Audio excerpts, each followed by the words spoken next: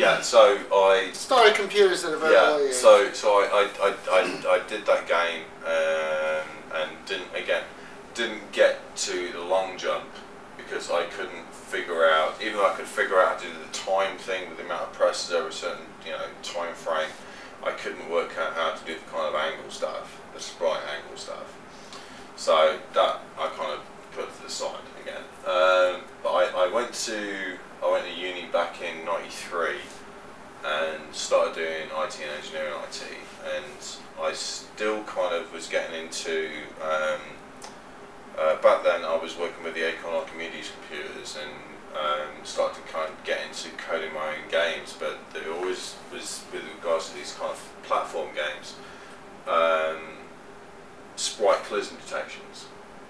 You had to basically come up with a sprite collision detection algorithm. So I managed to get all those in, but I needed the original kind of sprites to actually work out the calculations for. If most of the sprites were square, yeah, were they square? So they were kind of like they were kind of like 100 by 100 pixels, but as opposed to like animating every single state of the run cycle, right. you know, by that particular point, you can obviously paint them as opposed to plot them.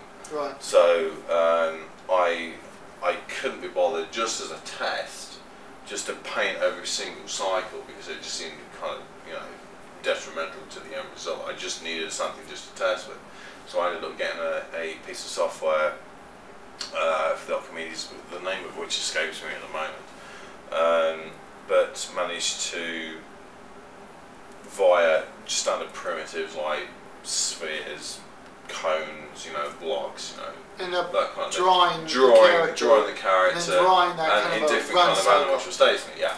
So that was my main kind of foray into animation as such. My previous one prior to that was again a piece of software for the Archimedes called, I do remember the name, but it was called I think it's called RenderBender back then, and that was circa 1990, 91, and it was a ray tracing software. So you had a ton of like chrome spheres and cylinders and that kind of thing. That was pretty much the extent that you could do with it. And it took an absolutely age. And would allow you to build your 3D as well as render it, or was it purely a rendering? No, it was both. You could build 3D and you could render it, but the tools were rudimentary to say the least. They were really kind of primitive to say the least. And then, like I say, after that, I did the sprite stuff. That was like my first year at uni, and then within the end of my first year, I kind of discovered 3D Studio DOS version. It's either version 2 or 3. And so you were actually playing around with 3D Studio while you were in college, finishing up a degree in engineering. Well, I was literally at the end of my first year, and then the first year began my second year when I discovered it. Okay.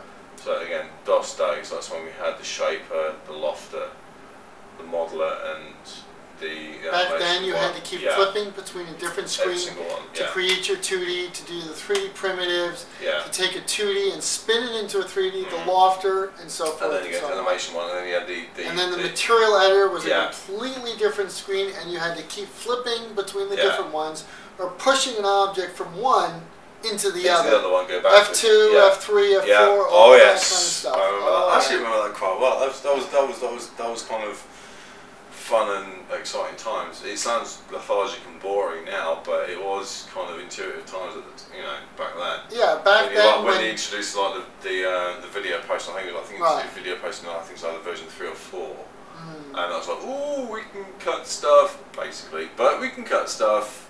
Yeah, that was cool. It sounds kind of really basic now, but back then it was